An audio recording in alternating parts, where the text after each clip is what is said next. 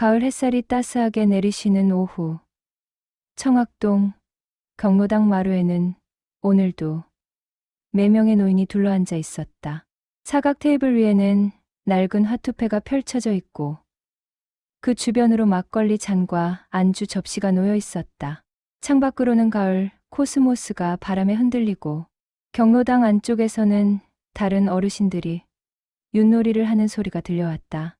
쌍피아, 김태수는 81살의 나이에도 불구하고 여전히 우렁찬 목소리로 패를 내려놓았다. 그의 손등에는 세월의 흔적이 가득했지만 화투패를 다루는 솜씨만큼은 여전히 능숙했다.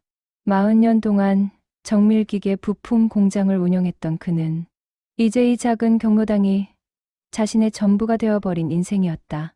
태수 형님, 오늘따라 손이 좋으시네요.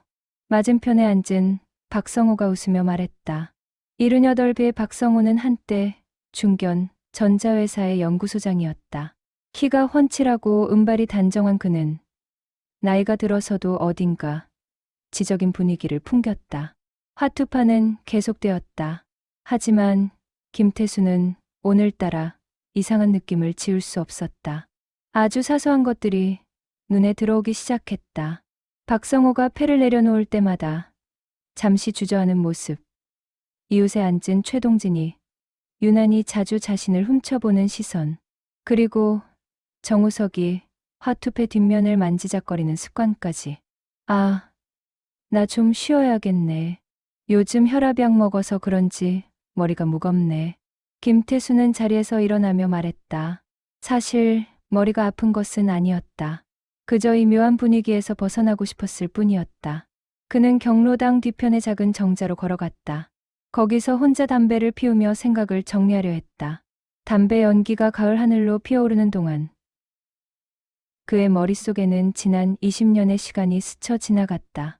정확히 20년 전 40명의 직원을 거느리던 공장이 하루아침에 무너졌던 그날, 핵심 기술이 유출되어 거래처를 모두 잃었고 결국 구도를 맞았다.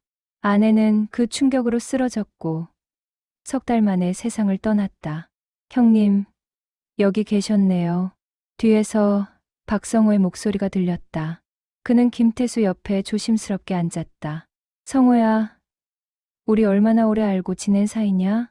김태수의 질문에 박성호는 잠시 침묵했다. 그의 눈빛에 묘한 감정이 스쳤다. 20년, 아니, 정확히는 22년째입니다. 그래, 22년. 내가 이 동네로 이사 온 지 그만큼 됐지. 김태수는 담배를 한 모금 더 빨았다. 연기가 두 사람 사이를 가로질렀다. 형님은 왜 갑자기 그런 걸 물으십니까? 그냥 오늘따라 이상한 느낌이 들어서 말이야. 그날 저녁 집으로 돌아온 김태수는 서재에 앉아 오래된 사진첩을 꺼냈다. 노란 빛으로 변색된 사진 속에는 공장이 한창 잘 나가던 시절의 모습들이 담겨 있었다. 직원들과 함께 찍은 단체 사진, 신제품 출시 기념 파티, 그리고 아내와 함께 공장 앞에서 찍은 사진. 그 모든 것이 이제는 아득한 과거가 되어버렸다. 사진을 한 장 한 장 넘기던 그는 문득 한 장의 사진에서 손을 멈췄다. 공장 연구팀 사진이었다. 그리고 그 사진 한쪽 구석에 젊은 시절의 박성호가 서 있었다. 김태수의 심장이 세차게 뛰기 시작했다. 이게 어떻게? 그는 급히 오래된 서류 상자를 뒤지기 시작했다. 손이 떨렸다. 20년 전 산업 스파이 사건 당시의 서류들, 경찰 조사 기록, 그리고 당시 직원 명단. 두꺼운 먼지를 털어내자 희미한 글씨들이 드러났다. 명단을 훑어내려가던 그의 시선이 한 이름에서 멈췄다. 박성호 외부 기술자문. 김태수는 그 순간 모든 것이 얼어붙는 느낌을 받았다. 박성호는 당시 기술 유출 사건과 관련하여 조사를 받았던 몇 명 중 한 명이었다. 하지만 증거 불충분으로 혐의를 벗었고 그 이후로는 연락이 끊겼던 사람이었다. 그럼 그 사람이 일부러 내 옆에. 김태수는 천천히 의자에 몸을 기댔다. 숨이 막혀왔다. 20년 동안 친구라고 믿었던 사람, 매일 화투를 치며 막걸리를 나눠 마시던 사람이 혹시 자신을 감시하기 위해 접근한 것은 아닐까? 그리고 최동진과 정우석은 그들도 모두 20년 전쯤 이 동네로 이사 왔다. 모두 비슷한 시기에. 밤은 깊어갔지만 김태수는 잠을 이룰 수 없었다. 머릿속에서는 수많은 의문이 소용돌이쳤다. 만약 정말로 박성호가 일부러 자신에게 접근한 것이라면 그 이유는 무엇일까? 20년이라는 세월 동안 무엇을 감시해온 것일까? 그리고 다른 두 사람은 어떤 관계일까? 다음 날 아침, 김태수는 일찍 경로당으로 향했다. 평소보다 1시간이나 일찍 도착했다. 경로당 문은 아직 잠겨 있었지만 그는 관리인에게서 받은 여분의 열쇠로 문을 열었다. 조용한 경로당 안. 어제 화투를 치던 테이블이 그대로 놓여 있었다. 그는 조심스럽게 테이블에 다가갔다. 화투패가 정리되지 않은 채 놓여 있었다. 김태수는 패를 한 장 한 장 들여다보기 시작했다. 그리고 그는 이상한 점을 발견했다. 화투패 뒷면 아주 작은 점들이 새겨져 있었다. 인쇄불량처럼 보이지만 자세히 보니 규칙적인 패턴을 이루고 있었다. 이게 뭐지? 김태수는 돋보기를 꺼내 더 자세히 살폈다. 점의 개수와 위치가 패마다 달랐다. 어떤 패는 3개, 어떤 패는 5개, 그리고 그 위치도 모서리, 중앙, 가장자리 등 다양했다. 이것은 분명 우연이 아니었다. 누군가 의도적으로 새긴 것이었다. 문득 뒤에서 인기척이 들렸다. 김태수는 깜짝 놀라 돌아봤다. 입구에 박성호가 서 있었다. 그의 얼굴에는 복잡한 표정이 어려 있었다. 형님, 일찍 나오셨네요. 성호야, 이게 뭐냐? 김태수는 화투패를 들어 보이며 물었다. 그의 목소리는 떨리고 있었다. 박성호는 한참을 말없이 서 있다가 천천히 고개를 숙였다. 경로당의 시계 초침 소리만이 정적을 깨뜨렸다. 박성호는 여전히 고개를 숙인 채 입구에 서 있었고 김태수는 떨리는 손으로 화투패를 움켜쥐고 있었다. 아침 햇살이 창문을 통해 들어와 둘 사이의 공간을 비췄지만 그 빛조차 무겁게 느껴졌다. 형님, 박성호가 입을 열었지만 말을 잇지 못했다. 그의 주름진 얼굴에는 고통스러운 표정이 역력했다. 김태수는 화투패를 테이블에 내려놓고 천천히 일어섰다. 20년이야. 20년 동안 우리가 매일 같이 화투를 쳤는데 이 패에 이런 게 있었다는 걸 난 한 번도 몰랐어. 김태수의 목소리는 차분했지만 그 속에는 배신감과 분노가 섞여 있었다. 박성호는 경로당 안으로 천천히 걸어 들어와 김태수 맞은편에 앉았다. 그의 움직임은 무거웠고 마치 오랫동안 짊어진 짐을 내려놓으려는 사람처럼 보였다. 형님께서 알아버리실 줄은 언젠가는 이런 날이 올 거라고 생각했습니다. 그래서 이게 다 무슨 뜻이냐? 너희들이 날 감시한 거냐? 박성호는 고개를 저었다. 그리고 주머니에서 낡은 수첩을 꺼냈다. 표지가 헤어진 그 수첩을 테이블 위에 조심스럽게 놓았다. 감시가 아니라 보호였습니다. 보호? 무슨 소리야? 김태수의 목소리가 높아졌다. 그 순간 경로당 문이 다시 열리며 최동진과 정우석이 들어왔다. 두 사람은 테이블 앞에 긴장된 분위기를 감지하고 멈춰섰다. 최동진은 75의 나이로 한때 화학 관련 회사에서 일했던 사람이었다. 정우석은 76으로 예전에 무역업을 했다고만 알려져 있었다. 형님, 아셨군요. 최동진이 조용히 말했다. 그의 목소리에도 체념이 묻어났다. 세 사람은 모두 김태수를 둘러싸고 앉았다. 김태수는 그들의 얼굴을 하나하나 쳐다봤다. 20년을 함께한 친구들, 아니, 그렇게 믿었던 사람들, 모두 말해라. 도대체 무슨 일이었는지. 박성호는 깊은 한숨을 내쉬고 수첩을 펼쳤다. 거기에는 숫자들과 날짜들이 빼곡히 적혀 있었다. 그리고 화투패 그림들과 비슷한 기호들도 보였다. 30년 전 형님의 공장에서 핵심 기술이 유출된 사건. 그거 기억하십니까? 기억하고 말고 그것 때문에 내 인생이 무너졌는데 그 사건의 진짜 범인은 저희가 아니었습니다. 하지만 저희는 그 사건과 연관되어 있었습니다. 김태수는 숨을 죽이고 박성호의 말을 들었다. 창밖에서는 아침 산책을 나온 다른 노인들의 웃음소리가 들렸지만 경로당 안은 무거운 침묵에 잠겨 있었다. 당시 저는 다른 회사의 연구원이었습니다. 그 회사의 사장이 형님 공장의 기술을 노렸고 저를 기술자문이라는 명목으로 형님 공장에 보냈습니다. 기술을 훔쳐오라고. 박성호의 고백에 김태수는 주먹을 불끈 쥐었다. 관절이 하얗게 변할 정도로 힘을 주었지만 그는 참고 계속 들었다. 하지만 저는 그렇게 하지 않았습니다. 형님의 공장에서 일하면서 형님이 얼마나 정직하고 성실한 분인지 알게 됐습니다. 그래서 저는 거절했습니다. 기술을 넘기지 않겠다고. 그럼 누가? 그 회사 사장은 다른 방법을 썼습니다. 형님, 공장의 직원 한 명을 매수했습니다. 그 직원이 기술 자료를 빼돌렸고 결국 형님 회사는 무너졌습니다. 정우석이 말을 이어받았다. 저는 당시 그 사장과 거래를 하던 무역업자였습니다. 우연히 그 계획을 알게 됐지만 저도 그 사람의 돈에 눈이 멀어서 입을 다물었습니다. 양심의 가책을 느꼈지만 제 사업도 어려웠고 최동진도 고개를 숙이며 말했다. 저는 그 회사에서 화학 제품을 납품하던 사람이었습니다. 훔친 기술로 만든 제품의 원료를 공급했습니다. 저도 공범이나 다름없었습니다. 김태수는 의자 등받이에 몸을 기댔다. 머리가 어지러질했다. 30년 전의 진실이 이제야 드러나고 있었다. 그리고 그것은 생각했던 것보다 훨씬 복잡했다. 그럼 너희가 20년 동안 내 옆에 있었던 건 속죄입니다. 박성호가 단호하게 말했다. 그의 눈에는 눈물이 맺혀 있었다. 그 사건 이후 저희는 양심의 가책에 시달렸습니다. 특히 형님의 부인께서 돌아가셨다는 소식을 들었을 때 저희는 견딜 수가 없었습니다. 그래서 결심했습니다.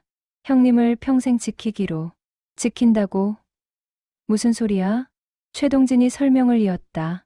그 사장은 형님을 계속 감시했습니다. 혹시 형님이 다시 일어서서 복수를 하지 않을까? 또는 진실을 파헤치지 않을까 두려워했던 겁니다. 그래서 사람을 보내 형님을 감시하려 했습니다. 그래서 우리가 먼저 형님 곁으로 왔습니다. 정우석이 말했다. 우리가 형님 곁에 있으면 그 사람은 다른 사람을 보낼 필요가 없다고 생각할 테니까요. 우리는 형님의 친구가 되어 형님을 지키면서 동시에 그 사람을 안심시켰습니다. 김태수는 화투패를 다시 들여다봤다. 뒷면의 작은 점들, 그것들이 이제는 다르게 보였다. 그럼 이 암호는 우리끼리의 신호입니다. 박성호가 수첩을 가리키며 설명했다. 혹시 모를 위험을 대비해서 만든 암호입니다. 점의 개수와 위치로 상황을 전달했습니다. 위험 없음, 주의 필요, 긴급 상황 같은 메시지들을요.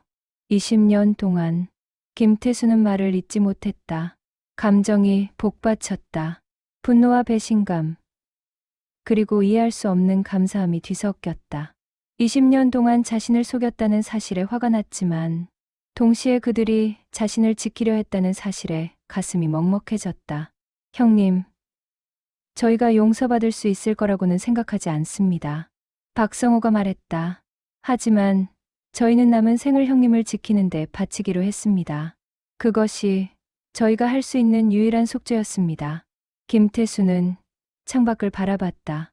가을 햇살이 코스모스를 비추고 있었다.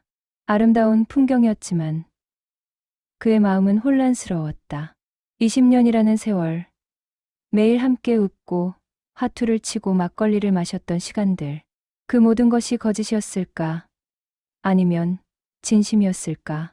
형님, 나 혼자 생각할 시간이 필요해. 김태수는 자리에서 일어났다. 세 사람은 아무 말도 하지 못하고 고개를 숙였다. 김태수는 경로당을 나서며 뒤돌아보지 않았다. 하지만 그의 눈가에는 눈물이 맺혀 있었다. 김태수는 집으로 돌아오지 않고 버스에 올랐다. 목적지도 없이 그저 어디론가 가고 싶었다. 버스는 도심을 벗어나 외곽으로 향했고 창밖으로는 익숙한 풍경들이 스쳐 지나갔다. 논밭, 작은 마을, 그리고 산들. 가을의 색깔이 세상을 물들이고 있었다. 1시간쯤 지났을까. 버스가 멈춘 곳은 낡은 공단 지역이었다. 김태수는 무의식적으로 이곳을 찾아온 것 같았다. 그의 공장이 있던 곳. 30년 전 그가 꿈을 키우고 땀을 흘렸던 바로 그 장소였다. 버스에서 내려 걸어가는 그의 발걸음은 무거웠다. 공단은 많이 변해 있었다. 새로운 건물들이 들어섰고 도로도 넓어졌다. 하지만 모퉁이를 돌자 그곳에 옛날 그대로의 건물 하나가 남아 있었다. 그의 공장이었던 건물. 이제는 다른 회사가 사용하고 있었지만 외형은 그대로였다. 김태수는 건물 앞에 서서 한참을 올려다봤다. 3층짜리 작은 건물. 1층에는 생산 라인이 있었고 2층에는 사무실과 연구실이, 3층에는 작은 식당이 있었다. 40명의 직원들과 함께 일하며 웃고 떠들던 곳. 그 모든 기억이 파노라마처럼 펼쳐졌다. 여기가 그 유명하던 태수정밀이었죠? 옆에서 낯선 목소리가 들렸다. 돌아보니 50대 중반쯤 되어 보이는 남자가 서 있었다. 작업복을 입은 것으로 보아 이 건물에서 일하는 사람인 듯했다. 예, 제가 그 회사를 운영했었습니다. 아, 그러시군요. 저는 지금 이 건물에서 일하는 사람입니다. 종종 선배들한테 이야기를 들었습니다. 이 업계에서는 전설 같은 회사였다고요. 남자의 말에 김태수는 씁쓸하게 웃었다. 전설이라 좋게 봐주시는군요. 결국 망한 회사인데. 아닙니다. 선배들 말로는 기술력만큼은 정말 대단했다고 합니다. 그 시절에 그런 정밀도를 구현한 회사가 몇 개나 됐겠습니까? 두 사람은 잠시 건물을 바라보며 서 있었다. 남자가 조심스럽게 물었다. 실례가 안 된다면 왜 망하셨는지 여쭤봐도 될까요? 선배들도 그 부분은 잘 모르신다고 하더라고요. 김태수는 깊은 한숨을 내쉬었다. 그리고 천천히 이야기를 시작했다. 30년 전 새로운 기술을 개발하고 큰 거래처를 확보했던 일. 하지만 그 기술이 유출되어 모든 것을 잃게 된 과정. 그리고 오늘 아침에 알게 된 진실까지. 남자는 숨죽여 들었다. 이야기를 다 듣고 나서 그는 고개를 저으며 말했다. 정말 억울하셨겠습니다. 그런데 그 친구분들이 20년이나 곁을 지켰다니. 그것도 놀라운 일이네요. 놀라운 일이라 저는 아직도 혼란스럽습니다. 화를 내야 할지, 고마워해야 할지 두 가지 다 느끼셔도 되지 않을까요? 인생이 원래 그렇게 단순하지 않잖아요. 남자의 말에 김태수는 고개를 끄덕였다. 두 사람은 작별 인사를 나누고 헤어졌다. 김태수는 다시 건물을 올려다봤다. 3층 창문 너머로 누군가가 일하는 모습이 보였다. 그 모습이 30년 전 자신의 직원들 같아서 가슴이 뭉클해졌다. 그날 저녁 김태수는 서재에 앉아 오래된 상자들을 하나씩 열어봤다. 공장 시절의 서류들, 사진들, 그리고 직원들이 준 선물들. 모든 것이 먼지를 뒤집어 쓴 채 잠들어 있었다. 그 중에서 그는 한 권의 두꺼운 파일을 발견했다. 당시 경찰 조사 자료의 사본이었다. 파일을 펼치자 익숙한 이름들이 눈에 들어왔다. 박성호, 최동진, 정우석, 그리고 다른 이름들도 있었다. 조사 기록을 읽어내려가면서 김태수는 당시 상황을 다시 떠올렸다. 경찰은 여러 사람을 조사했지만 결국 명확한 증거를 찾지 못했다. 내부 직원 한 명이 의심받았지만 그 직원은 조사 도중 갑자기 사라져버렸다. 강민수. 김태수는 그 이름을 중얼거렸다. 당시 연구팀에 있던 젊은 직원. 재능은 있었지만 야심도 많았던 사람. 그가 기술을 빼돌린 것으로 의심받았지만 증거가 불충분했고 조사가 진행되는 중에 연락이 끊겼다. 그 후로 소식이 없었다. 김태수는 컴퓨터를 켜고 강민수라는 이름을 검색해봤다. 하지만 이름이 흔해서인지 수많은 결과가 나왔다. 그는 검색어를 좀 더 구체적으로 바꿔봤다. 강민수 정밀기계, 강민수 산업스파이. 하지만 유용한 정보는 나오지 않았다. 그때 전화벨이 울렸다. 발신자는 박성호였다. 김태수는 잠시 망설이다가 전화를 받았다. 형님, 무슨 일이야? 형님께 드릴 말씀이 있습니다. 내일, 아니 지금이라도 만날 수 있을까요? 목소리에 절박함이 묻어났다. 김태수는 시계를 봤다. 밤 9시였다. 지금 경로당으로 나올 수 있으면 나오십시오. 저희 셋이 기다리고 있겠습니다. 전화가 끊겼다. 김태수는 잠시 고민하다가 외투를 걸쳤다. 밤 공기는 차가웠지만 그의 마음은 더 복잡했다. 경로당으로 가는 길. 가로등, 불빛 아래로 낙엽들이 떨어지고 있었다. 경로당 문을 열자 세 사람이 테이블에 둘러앉아 있었다. 그들 앞에는 화투패와 오래된 서류들이 펼쳐져 있었다. 김태수가 들어서자 세 사람이 일제히 일어섰다. 앉으세요, 형님. 김태수는 천천히 다가가 자리에 앉았다. 박성호가 서류 하나를 그에게 건넸다. 이게 뭡니까? 강민수에 대한 정보입니다. 저희가 20년 동안 수집한 자료들입니다. 김태수는 깜짝 놀라 서류를 받아들었다. 거기에는 강민수의 사진과 함께 상세한 행적이 기록되어 있었다. 그는 기술을 빼돌린 후 해외로 도피했고 몇 년 뒤 다른 이름으로 돌아왔다. 그리고 지금은 대기업 계열사의 임원으로 있습니다. 최동진이 말했다. 훔친 기술로 성공한 겁니다. 그리고 그 뒤에는 그 사장이 있었습니다. 정우석이 말을 이었다. 강민수를 매수하고 기술을 빼돌리게 한 사람.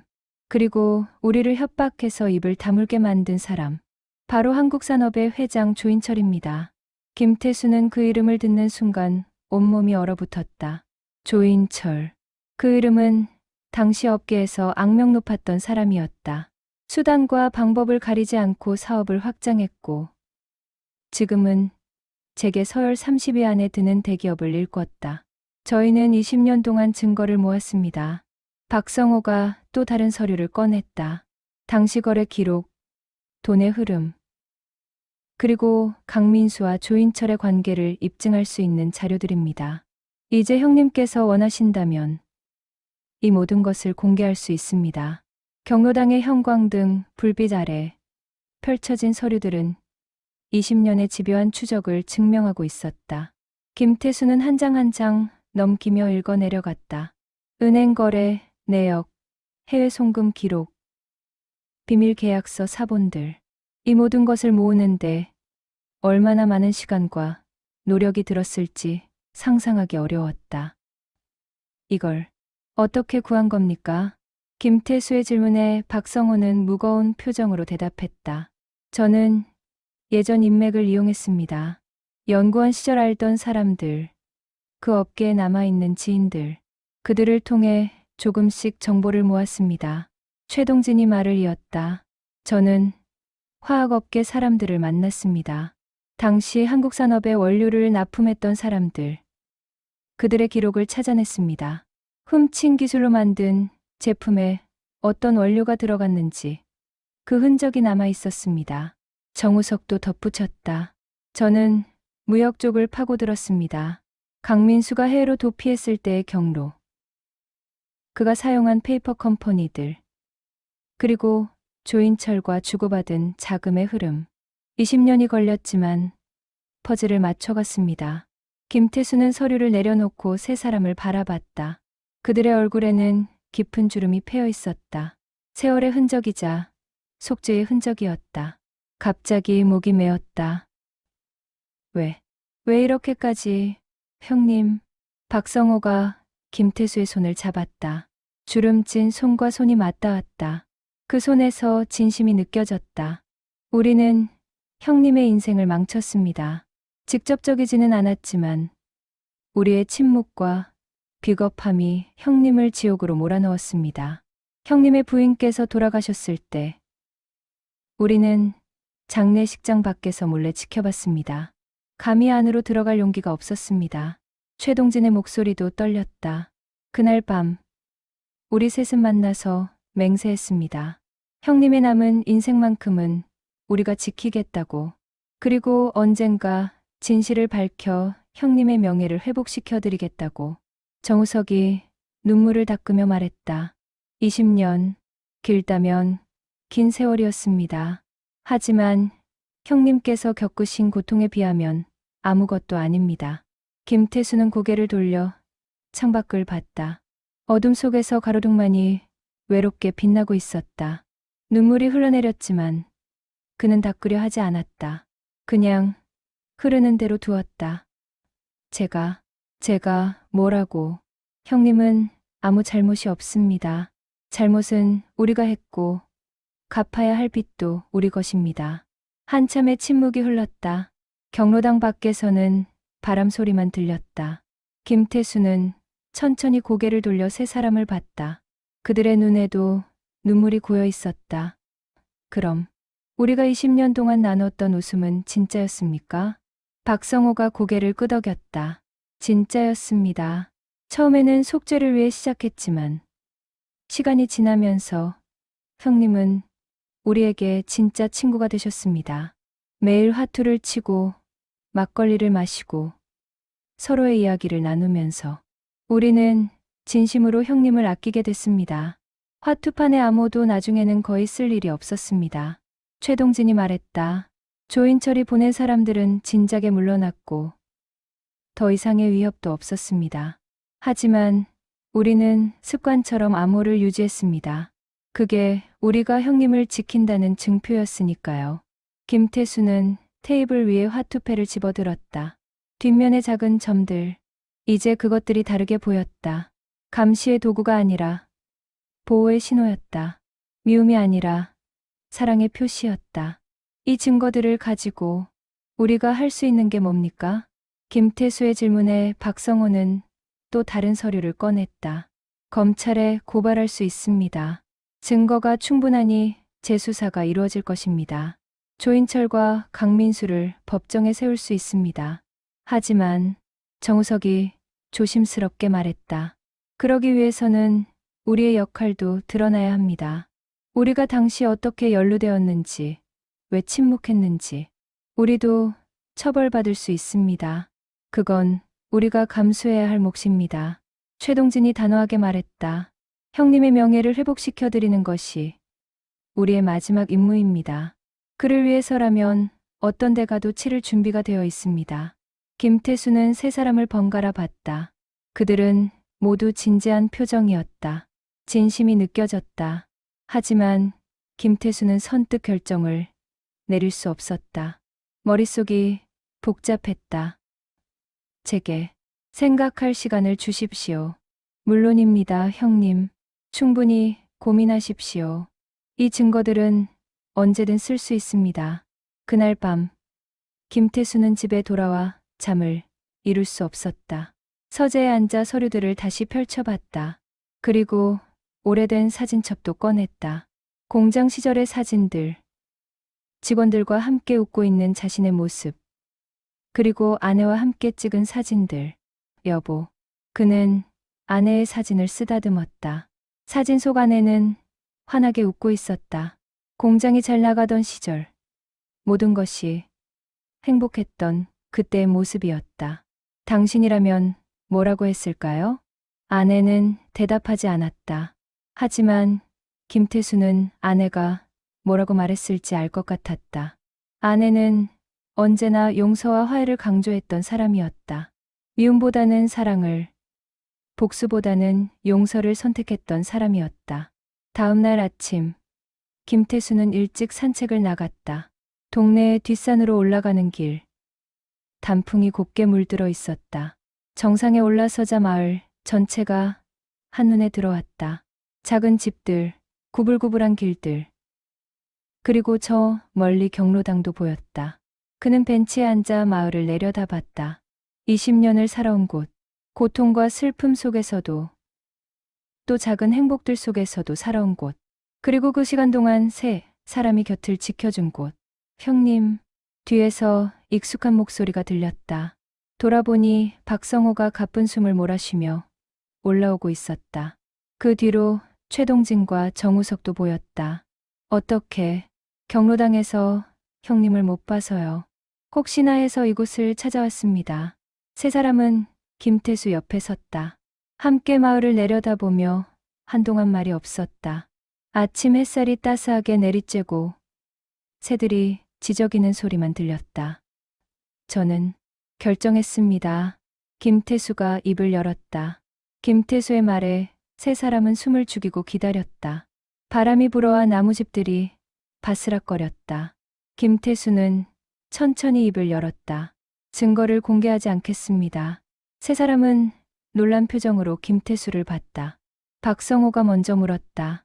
형님, 그게 무슨 복수를 하지 않겠다는 뜻입니다. 김태수는 여전히 마을을 내려다보며 말을 이었다. 20년을 생각했습니다. 밤새 고민했습니다. 증거를 공개하면 조인철과 강민수를 벌줄 수 있습니다. 제 억울함도 풀리고 명예도 회복될 것입니다. 하지만 그는 잠시 말을 멈췄다. 목소리에 감정이 실렸다. 하지만 그 과정에서 당신들도 다칠 것입니다. 당신들의 가족도 상처받을 것입니다. 그리고 무엇보다 제 아내가 원했던 삶이 아닙니다. 최동진이 조심스럽게 물었다. 형수님께서? 네, 제 아내는 항상 말했습니다. 미움은 미움을 낳고 용서만이 평화를 가져온다고. 당시 저는 그 말을 이해하지 못했습니다. 하지만 이제는 알 것 같습니다. 김태수는 세 사람을 돌아봤다.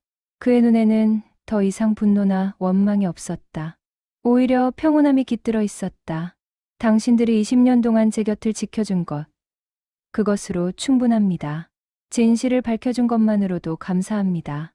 이제 남은 시간은 미움이 아니라 감사함으로 채우고 싶습니다. 정우석이 눈물을 흘리며 고개를 숙였다. 형님, 저희는 정말 그만합시다. 이제 그만 자책하십시오. 당신들도 충분히 고통받았습니다. 박성호가 울먹이며 말했다. 하지만 형님의 억울함은, 명예는 명예보다 중요한 게 있습니다. 바로 지금, 이 순간의 평화입니다. 그리고 우리의 우정입니다. 김태수는 일어서서 세 사람을 바라봤다.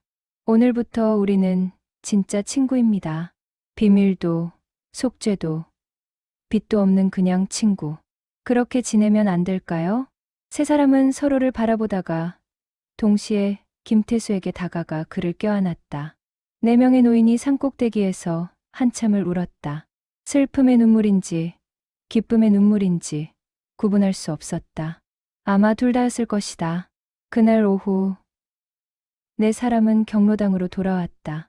테이블에 둘러앉았지만 이번에는 화투패를 꺼내지 않았다. 대신 막걸리 병을 열고 잔을 채웠다. 자, 우리의 새로운 시작을 위해. 김태수가 잔을 들었다. 세 사람도 잔을 들어 부딪혔다. 맑은 소리가 경로당에 울려 퍼졌다. 그런데 형님, 박성호가 조심스럽게 말했다. 증거는 정말 쓰지 않으실 겁니까? 네. 하지만 버리지는 않겠습니다. 당신들이 20년 동안 모은 것이니까요. 그것은 우리의 역사이자 당신들의 속죄의 기록입니다. 소중히 보관하겠습니다. 감사합니다, 형님. 그들은 막걸리를 마시며 이야기를 나눴다. 이번에는 과거의 아픔이 아니라 미래의 계획들을, 남은 인생을 어떻게 보낼 것인지, 어떤 즐거움을 함께 나눌 것인지. 저기, 형님들, 최동진이 말했다. 우리 여행 한번 가시는 게 어떨까요? 제가 젊었을 때 가봤던 섬이 있는데 정말 아름다운 곳입니다. 좋은 생각이네요. 저도 가보고 싶은 곳이 있습니다. 정우석도 동의했다. 김태수는 웃으며 말했다. 그럼 다음 주에 가시죠. 우리 4명이서 작은 여행을. 그날 저녁 김태수는 집으로 돌아와 서재에 앉았다. 박성호가 준 증거 서류들을 정리하며 그는 한 가지 결심을 더했다. 이 이야기를 글로 남기기로.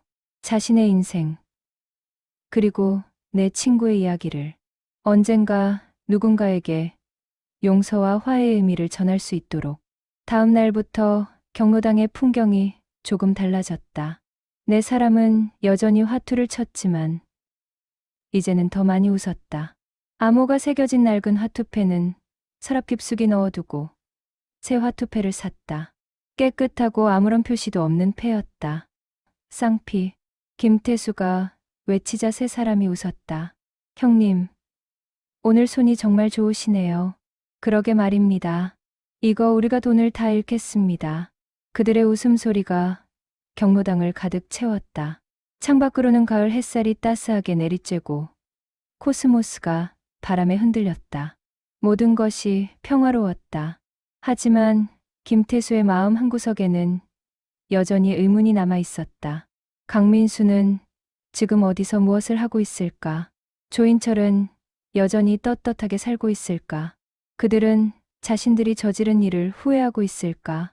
어느 날 저녁, 텔레비전에서 뉴스가 흘러나왔다. 한국산업그룹의 신규 사업 발표 소식이었다. 화면에는 조인철 회장이 나와 의욕적으로 사업 계획을 설명하고 있었다. 그 옆에는 강민수도 보였다. 전무직함이 화면에 떴다. 김태수는 리모컨을 들어 채널을 돌렸다. 더 이상 보고 싶지 않았다. 하지만 마음 한편으로는 생각했다.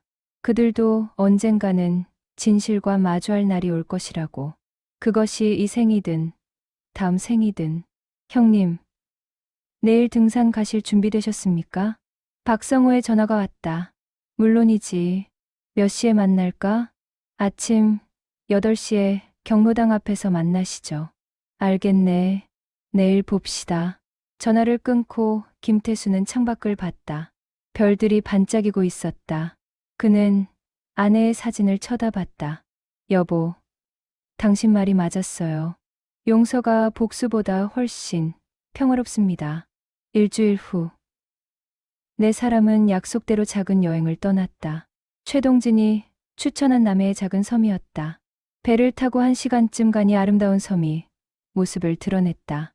푸른 바다, 하얀 해변, 그리고 소박한 어촌 마을. 도시의 번잡함과는 완전히 다른 세계였다. 와, 정말 아름답네요. 김태수가 감탄했다. 30년 만에 제대로 된 여행이었다. 공장이 망한 후 그는 여행은커녕 동네 밖을 나가는 것조차 꺼려 했었다. 네 사람은 민박집에 짐을 풀고 해변을 걸었다. 파도 소리, 갈매기 울음소리, 그리고 바람 소리. 모든 것이 평화로웠다. 그들은 해변의 바위에 앉아 바다를 바라보며 이야기를 나눴다. 형님, 이제 정말 마음이 편해지셨습니까? 정우석이 물었다. 김태수는 고개를 끄덕였다. 네, 처음으로 진짜 편안함을 느낍니다. 지난 30년 동안 항상 가슴 한구석이 무거웠는데 이제는 그 무게가 사라진 것 같습니다. 저희도 마찬가지입니다. 박성호가 말했다. 20년 동안 짊어졌던 짐을 내려놓으니 비로소 숨을 쉴 수 있습니다. 그들은 해가 질 때까지 해변에 앉아 있었다. 석양이 바다를 붉게 물들였고 하늘은 황금빛과 주황빛으로 물들었다. 그 아름다운 광경을 보며 네 사람은 각자의 생각에 잠겼다. 이틀간의 여행을 마치고 돌아온 날, 김태수는 집 앞에 낯선 차가 서 있는 것을 발견했다. 고급 승용차였다. 그리고 차 옆에는 정장을 입은 중년 남자가 서 있었다. 김태수 선생님이십니까? 남자가 공손하게 물었다. 김태수는 경계하며 대답했다. 그런데요. 누구십니까? 저는 한국산업그룹 비서실에서 나온 사람입니다. 회장님께서 선생님을 뵙고 싶어 하십니다. 김태수는 순간 온몸이 굳었다. 한국산업, 조인철. 그 이름을 듣는 순간 평온했던 마음에 다시 파문이 일었다. 무슨 일로요? 자세한 것은 회장님께서 직접 말씀하시고 싶어 하십니다. 내일 오전 10시에 본사로 오실 수 있으시겠습니까? 김태수는 잠시 망설였다. 거절해야 할까?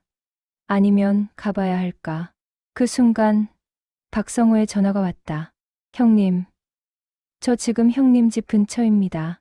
혹시 집에 계십니까? 아, 성호야. 지금 집 앞에 있어. 그런데 형님, 밖에 낯선 차 있지 않습니까? 제가 지금 갑니다. 전화가 끊기고 잠시 후 박성호가 헐레벌떡 달려왔다. 그 뒤로 최동진과 정우석도 보였다. 세 사람은 비서실 직원을 경계하는 눈빛으로 쳐다봤다. 형님, 괜찮으십니까? 응, 괜찮아. 이분은 한국산업에서 왔다는군. 세 사람의 얼굴이 굳어졌다. 박성호가 비서실 직원에게 물었다.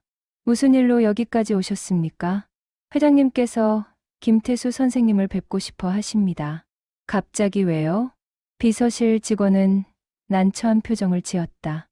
죄송합니다만 자세한 내용은 회장님께서 직접 말씀하시겠다고 하셨습니다. 김태수는 세 친구를 봤다. 그들의 눈빛에서 걱정이 읽혔다. 하지만 김태수는 이상하게도 호기심이 생겼다. 30년 만에 조인철이 왜 자신을 만나려는 것일까? 알겠습니다. 내일 10시에 가겠습니다. 형님, 세 사람이 동시에 외쳤지만 김태수는 손을 들어 그들을 진정시켰다. 괜찮아. 뭔가 이유가 있을 거야. 비서실 직원은 고개를 숙이고 명함을 건넸다. 감사합니다. 내일 뵙겠습니다. 차가 떠나고 나서 박성호가 다급하게 말했다. 형님, 이상합니다. 갑자기 왜 만나자는 걸까요? 혹시 우리가 증거를 모은 걸 알아챈 건 아닐까요? 최동진이 걱정스럽게 말했다. 정우석도 불안한 표정이었다. 아니면 형님을 회유하려는 건지도 모릅니다. 돈으로. 김태수는 세 사람을 안심시켰다. 걱정 마십시오. 뭐가 됐든 저는 제 결심을 바꾸지 않을 겁니다. 그냥 궁금해서 가보려는 것뿐입니다. 그래도 혼자 가시면 안 됩니다. 저희도 함께 가겠습니다. 아니, 혼자 가야 합니다. 이건 제 일이니까요. 하지만 세 사람은 고집을 꺾지 않았다. 결국 김태수는 그들과 함께 가기로 했다. 네 사람은 밤늦게까지 이야기를 나눴다. 내일 무슨 일이 벌어질지 아무도 알 수 없었다. 다음 날 아침, 네 사람은 정장을 차려입고 한국산업그룹 본사로 향했다.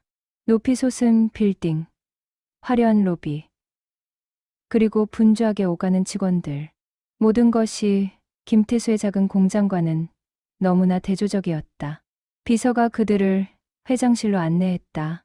엘리베이터를 타고 최상층에 올라가자 넓은 복도가 나타났다. 복도 끝에 큰 문이 있었고 그 문 앞에서 비서가 노크했다.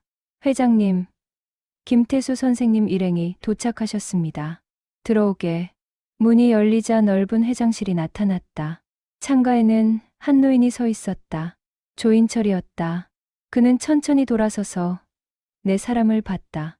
팔순을 넘긴 나이에도 불구하고 여전히 카리스마가 넘쳤다. 하지만 그의 얼굴에는 피로와 무언가 다른 감정이 어려 있었다. 오셨습니까? 김태수 선생. 조인철의 목소리는 예상보다 부드러웠다. 김태수는 긴장하며 대답했다. 왜 저를 부르셨습니까? 조인철은 소파를 가리키며 말했다. 앉으시죠. 긴 이야기가 될 것 같습니다. 네 사람은 소파에 앉았고 조인철은 그들 맞은편에 앉았다. 비서가 차를 내온 후 조용히 나갔다. 회장실에는 긴장된 침묵만이 흘렀다. 조인철은 창밖을 바라보며 천천히 입을 열었다. 먼저 사과의 말씀을 드려야 할 것 같습니다. 네 사람은 깜짝 놀라 서로를 쳐다봤다. 사과? 조인철이 사과를 한다고? 30년 전 제가 저질렀던 일들, 그로 인해 선생께서 겪으셨을 고통을 이제야 진심으로 이해하게 되었습니다.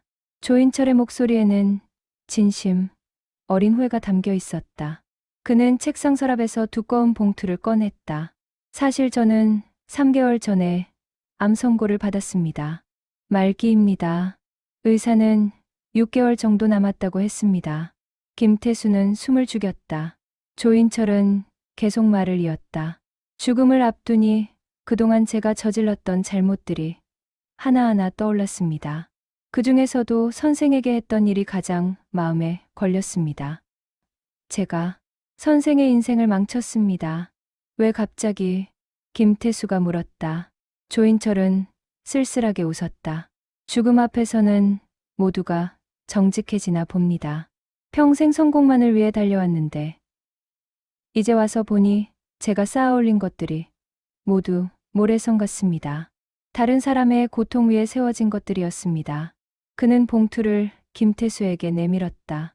이것은 당시 선생의 기술로 벌어들인 수익의 일부입니다.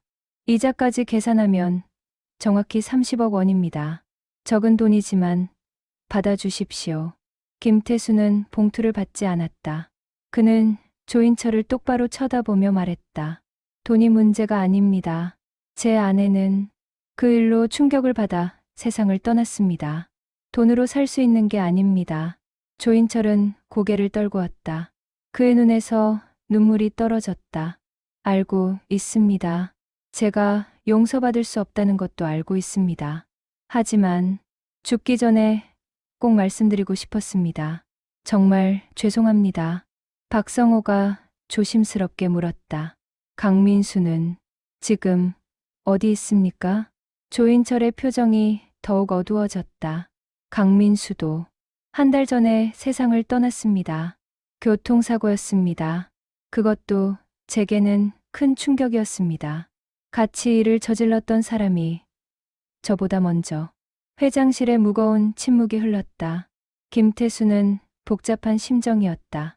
복수의 대상이었던 두 사람이 이제 죽어가고 있었다. 하나는 이미 세상을 떠났고 하나는 죽음을 앞두고 있었다. 선생께서는 이미 알고 계셨나 봅니다. 조인철이 말했다.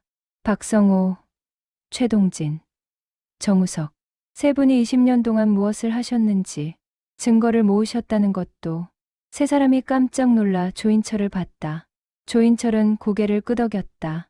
다 알고 있었습니다. 하지만 막지 않았습니다. 그것이 제가 받아야 할 응보라고 생각했습니다. 그래서 기다렸습니다. 언젠가 선생께서 그 증거로 저를 고발하실 날을. 하지만 선생께서는 그러지 않으셨습니다. 왜입니까? 조인철의 질문에 김태수는 잠시 생각하다가 대답했다. 복수는 아무것도 되돌리지 못합니다. 제 아내도 잃어버린 세월도. 그보다는 남은 시간을 평화롭게 사는 게 낫다고 생각했습니다. 조인철은 김태수를 오랫동안 바라봤다. 그의 눈빛에는 존경과 부러움이 섞여 있었다. 대단하십니다. 저라면 절대 그렇게 하지 못했을 겁니다. 그게 저와 당신의 차이입니다.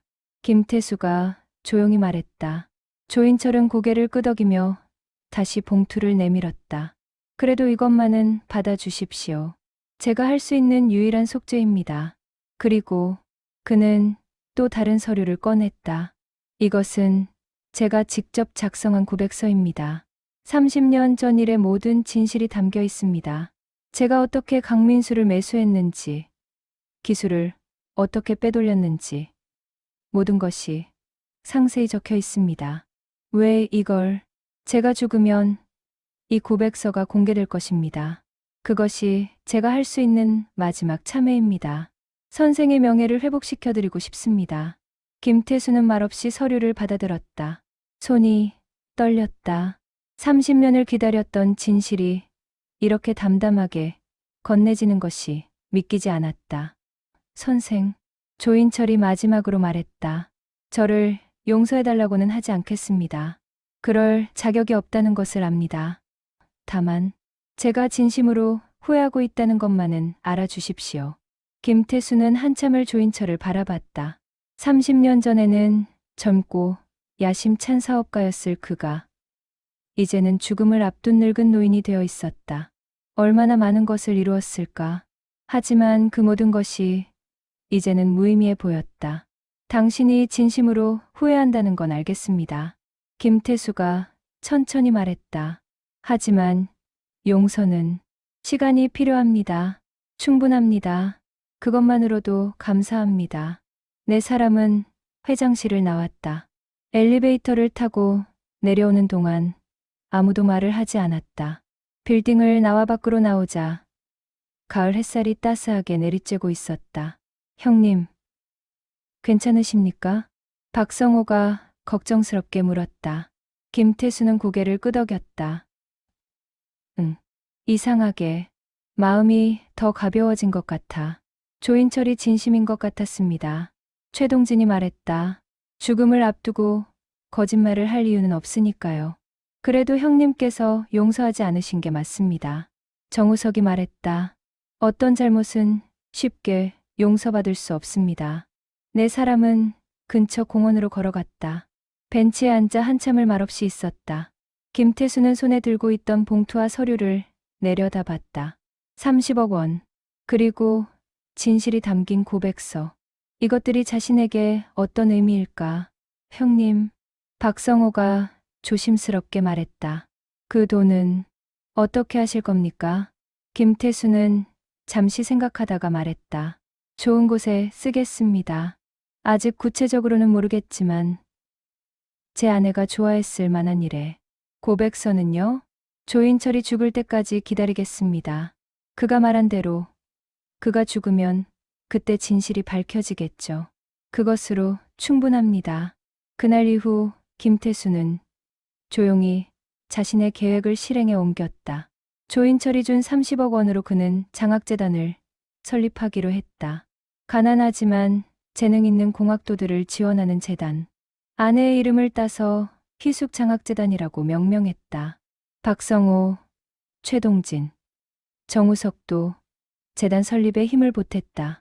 그들은 각자의 분야에서 쌓은 경험과 인맥을 활용해 재단의 기틀을 다졌다.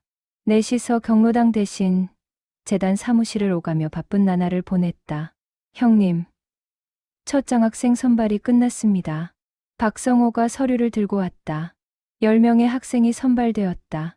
모두 형편은 어렵지만 열정과 재능을 가진 학생들이었다. 김태수는 한 명 한 명의 서류를 읽으며 눈시울을 붉혔다. 이 학생들이 제가 이루지 못한 꿈을 이뤄줄 거야. 장학금 수여식 날. 김태수는 학생들 앞에서 짧은 연설을 했다. 여러분, 실패를 두려워하지 마십시오. 저도 실패했습니다. 큰 실패를 했습니다. 하지만 그 실패가 저를 더 성숙하게 만들었습니다. 여러분도 넘어질 수 있습니다. 하지만 중요한 것은 다시 일어서는 것입니다. 학생들은 진지한 표정으로 김태수의 말을 들었다. 수여식이 끝나고 한 학생이 김태수에게 다가왔다. 선생님, 감사합니다. 이 장학금으로 제 꿈을 계속 이어갈 수 있게 되었습니다. 아니야, 나야말로 고맙다. 너희가 내 인생에 새로운 의미를 준 거야. 그 무렵 조인철의 건강이 급격히 악화되었다는 소식이 들렸다. 김태수는 고민 끝에 병원을 찾아가기로 했다. 새 친구도 함께였다. 병실 문을 열자 조인철이 침대에 누워 있었다. 2달 만에 그는 몰라볼 정도로 수척해져 있었다. 그의 가족들이 병실 밖으로 나가주었고 네 사람은 조인철 곁에 섰다. 오셨군요. 조인철의 목소리는 힘이 없었다. 장학재단 소식 들었습니다. 좋은 일 하시네요. 당신이 준 돈으로 시작한 겁니다. 김태수가 말했다. 조인철은 미소를 지었다. 다행입니다. 제 더러운 돈이라도 좋은 곳에 쓰이니. 조 회장. 김태수가 침대 가까이 다가가 앉았다. 당신을 용서합니다. 조인철은 눈을 크게 떴다. 믿을 수 없다는 표정이었다. 정말입니까? 네. 이제 더 이상 미워하고 싶지 않습니다. 남은 시간, 당신도 평화롭게 보내십시오. 조인철의 눈에서 눈물이 흘러내렸다. 그는 김태수의 손을 꼭 잡았다. 감사합니다. 정말 감사합니다. 그날 밤 조인철은 가족들에게 둘러싸여 평화롭게 눈을 감았다. 그의 마지막 말은 고맙습니다였다고 한다. 장례식장에서 김태수는 조인철의 영정 앞에 섰다. 복잡한 감정이 교차했다. 미움의 대상이었던 사람. 하지만 마지막에는 용서한 사람. 그 사람이 이제 세상을 떠났다. 형님, 가시죠. 박성호가 김태수의 어깨를 잡았다. 네 사람은 장례식장을 나왔다. 조인철의 유언대로 그의 고백서가 공개되었다. 언론은 크게 보도했다. 재벌의 고백, 30년 전 산업 스파이 사건의 진실. 김태수의 이름도 언급되었고 그의 억울함이 세상에 알려졌다. 하지만 김태수는 언론을 피했다. 인터뷰 요청도 모두 거절했다. 명예회복보다 중요한 것이 있었다. 바로 평화로운 일상이었다. 대신 장학재단은 더욱 활발하게 활동했다. 매년 더 많은 학생들을 선발했고 그 학생들 중 몇몇은 훌륭한 엔지니어로 성장했다. 김태수는 그들의 성장을 지켜보는 것만으로도 행복했다. 형님, 올해로 재단 설립 3년째입니다. 최동진이 보고서를 가져왔다. 지금까지 총 50명의 학생을 지원했고 그중 20명이 벌써 졸업해서 취업했습니다. 훌륭하네. 정말 자랑스러워. 김태수는 보고서를 넘기며 흐뭇한 미소를 지었다. 그의 꿈은 이렇게 다른 방식으로 이루어지고 있었다. 어느 봄날 재단 사무실에 한 젊은이가 찾아왔다. 첫 번째 장학생 중 한 명이었다. 선생님, 저 회사 취직했습니다. 그것도 대기업에. 정말 축하한다. 김태수는 진심으로 기뻐했다. 젊은이는 김태수에게 작은 선물을 건넸다. 제가 처음으로 설계에 참여한 부품입니다. 선생님께 드리고 싶었습니다. 김태수는 작은 기계 부품을 손에 들고 한참을 바라봤다. 30년 전 자신도 이런 부품을 만들었었다. 그리고 이제 그 꿈이 이 젊은이를 통해 이어지고 있었다. 고맙다. 정말 고맙다. 젊은이가 돌아가고 김태수는 그 부품을 서재에 소중히 보관했다. 아내의 사진 옆에 놓으며 중얼거렸다. 여보, 우리 꿈이 이루어지고 있어요. 다른 방식으로지만. 계절이 바뀌어 다시 가을이 왔다. 재단 설립 5년째를 맞이하는 해였다. 김태수는 이제 86세가 되었고 새 친구들도 모두 80을 넘겼다. 하지만 그들은 여전히 활기차게 재단 일을 돕고 있었다. 형님, 오늘 좋은 소식이 있습니다. 정우석이 신문을 들고 왔다. 재단이 지원한 한 학생이 국제 엔지니어링 대회에서 금상을 받았다는 기사였다. 와, 정말 대단하네. 네 사람은 기쁨을 나누며 축하했다. 그리고 그날 저녁, 오랜만에 경로당에 모였다. 화투패를 꺼내놓고 막걸리 잔을 기울였다. 형님, 우리 이제 정말 행복한 것 같습니다. 박성호가 말했다. 김태수는 고개를 끄덕였다. 그래, 이런 게 행복이구나 싶어. 과거의 아픔도 이제는 의미 있는 것이 되었습니다. 최동진이 덧붙였다. 그 아픔이 없었다면 지금 이 재단도 이 행복도 없었을 테니까요. 맞습니다. 모든 일에는 이유가 있나 봅니다. 정우석도 동의했다. 네 사람은 잔을 부딪히며 웃었다. 그날 밤 김태수는 집으로 돌아와 일기를 썼다. 5년 전부터 시작한 습관이었다. 매일 밤 그날 있었던 일들을 기록했다. 오늘도 감사한 하루였다. 재단 학생이 상을 받았고 친구들과 즐거운 시간을 보냈다. 이제는 과거의 상처가 더 이상 아프지 않다. 오히려 그 경험이 나를 더 깊은 사람으로 만들어 주었다는 것을 안다. 여보, 당신이 옳았어요. 용서가 정말 평화를 가져왔습니다. 다음 날, 재단에서는 특별한 행사가 열렸다. 5주년 기념식이었다. 그동안 지원받은 모든 학생들이 모였다. 100명이 넘는 젊은이들이 김태수와 새 친구를 둘러쌌다. 선생님, 감사합니다. 학생들의 함성이 울려 퍼졌다. 김태수는 눈물을 흘리며 고개를 숙였다. 내가 고맙다. 너희가 내 인생에 의미를 준 거야. 행사가 끝나고 한 학생이 특별한 선물을 가져왔다. 액자에 담긴 사진이었다. 100명이 넘는 학생들이 감사합니다라는 글자를 사람으로 만들어 찍은 사진이었다. 이걸 선생님 재단 사무실에 걸어주세요. 김태수는 액자를 받아들고 한참을 바라봤다. 가슴이 뭉클해졌다. 이것이 자신이 평생 찾던 성공이었다.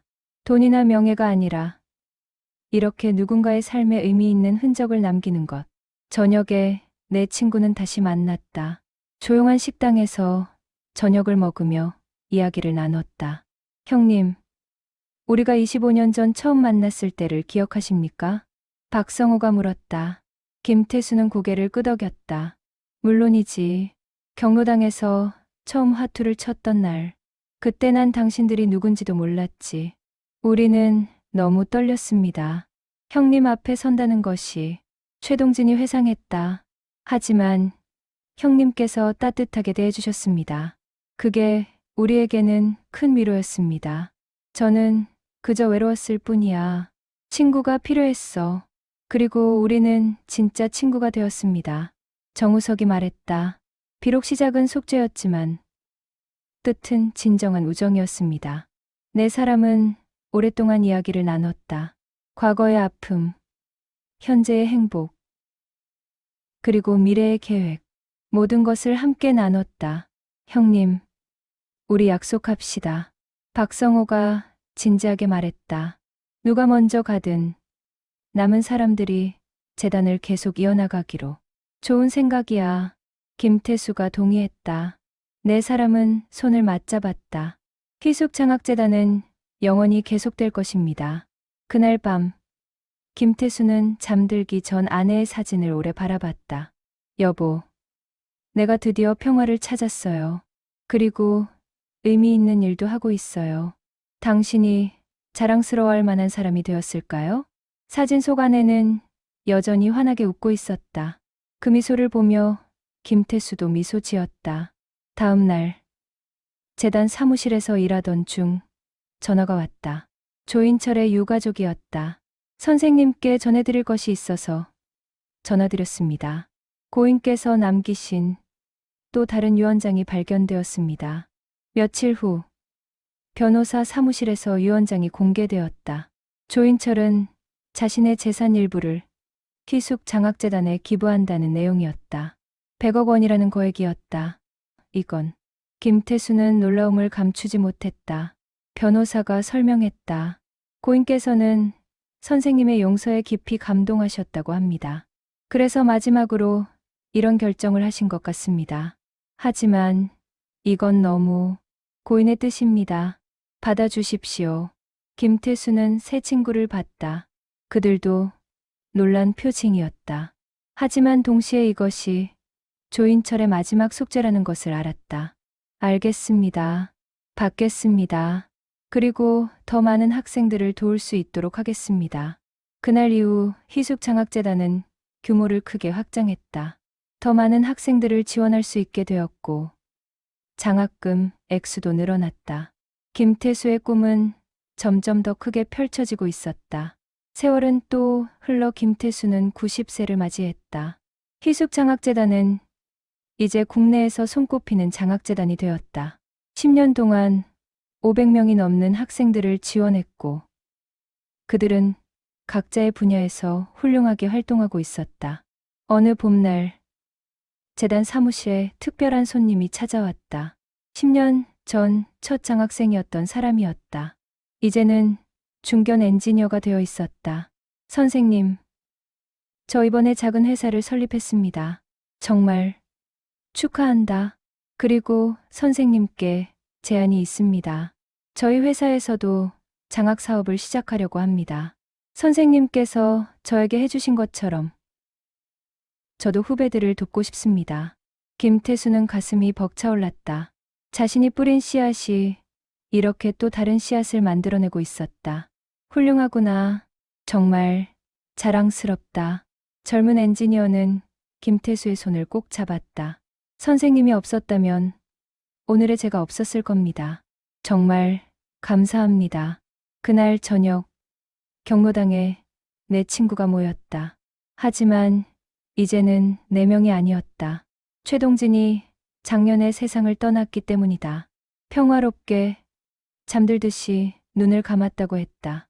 동진이 형님이 그립네요. 정우석이 말했다. 빈자리를 바라보며 세 사람은 잠시 묵념했다. 형님도 이제 편히 쉬고 계실 겁니다. 박성호가 말했다. 우리가 약속했던 것, 형님도 지키셨으니까요. 최동진은 떠나기 전 자신의 전 재산을 재단에 기부했다. 그것이 그의 마지막 소원이었다. 우리도 그렇게 하자. 김태수가 말했다. 우리가 떠날 때 모든 것을 재단에. 좋습니다, 형님. 두 친구가 동의했다. 세 사람은 잔을 들어 하늘을 향해 올렸다. 동진아, 먼저 가서 기다리고 있어. 우리도 곧 갈게. 다음 해봄, 김태수는 건강이 급격히 나빠졌다. 병원에 입원했지만 그는 평온했다. 창밖으로 벚꽃이 피어나는 것이 보였다. 참 아름답네. 병실에는 박성호와 정우석이 지키고 있었다. 그리고 수많은 장학생들이 문병을 왔다. 복도까지 줄을 설 정도였다. 선생님, 쾌차하셔야 합니다. 학생들은 눈물을 흘리며 말했다. 김태수는 그들을 한 명 한 명 쳐다보며 미소 지었다. 고맙다. 너희가 있어서 내 인생이 의미 있었어. 어느 조용한 밤, 김태수는 두 친구에게 말했다. 성호야, 웃어가. 예, 형님, 고마웠어. 25년, 아니, 30년. 참 긴 시간이었지. 저희야말로 감사합니다, 형님. 박성호가 눈물을 흘렸다. 형님께서 저희에게 용서를 가르쳐 주셨습니다. 그리고 진정한 우정도. 정우석도 덧붙였다. 김태수는 창밖의 별들을 바라봤다. 여보, 이제 갑니다. 기다렸지요? 그날 밤, 김태수는 평화롭게 눈을 감았다. 그의 얼굴에는 미소가 머물러 있었다. 90한 새의 나이였다. 장례식장에는 수많은 사람들이 찾아왔다. 500명이 넘는 장학생들, 그들의 가족들, 그리고 재단 관계자들, 모두가 김태수를 기리며 눈물을 흘렸다. 선생님께서는 저희에게 단순히 돈만 주신 게 아닙니다. 한 장학생이 조사를 읽었다. 꿈을 주셨고, 희망을 주셨고, 그리고 무엇보다 용서와 사랑을 가르쳐 주셨습니다. 선생님의 삶은 우리 모두에게 영원한 교훈이 될 것입니다. 김태수의 유언대로 그의 전 재산은 재단에 기부되었다. 그리고 그가 평생 모았던 자료들, 일기들도 재단에 보관되었다. 곳의 사람들이 그의 이야기를 통해 배울 수 있도록. 박성호와 정우석은 김태수가 떠난 후에도 재단 일을 계속했다. 비록 몸은 불편해졌지만 그들은 약속을 지켰다. 김태수의 뜻을 이어가겠다는 약속을. 3년 후 박성호도 세상을 떠났다. 그리고 2년 뒤에는 정우석도 떠났다.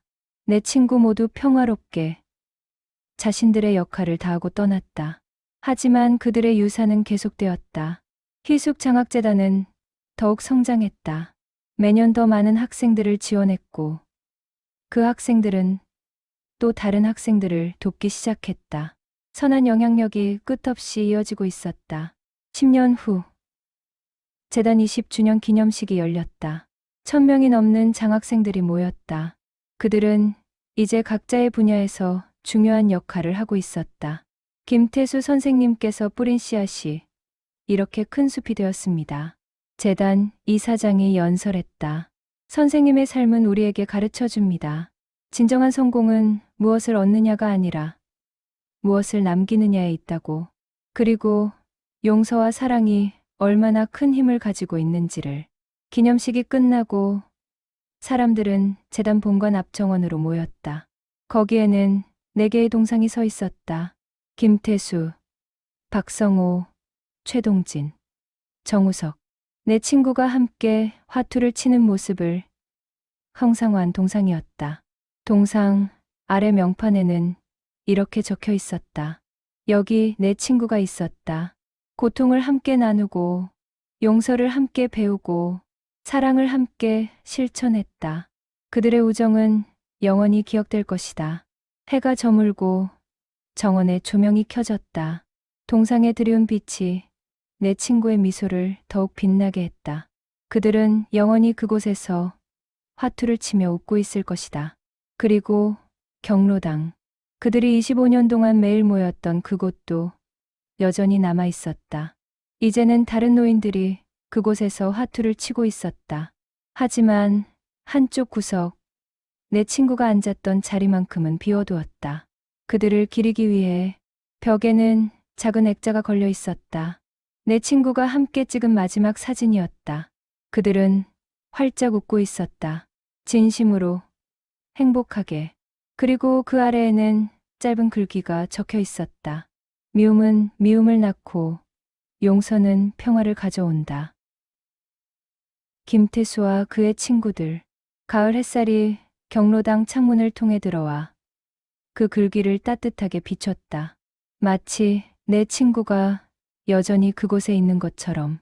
그들의 이야기는 이렇게 끝이 났다. 하지만 그들이 남긴 사랑과 용서의 메시지는 영원히 계속될 것이다. 희숙장학재단을 통해, 그들의 동상을 통해, 그리고 무엇보다 그들의 이야기를 들은 모든 사람들의 마음속에서.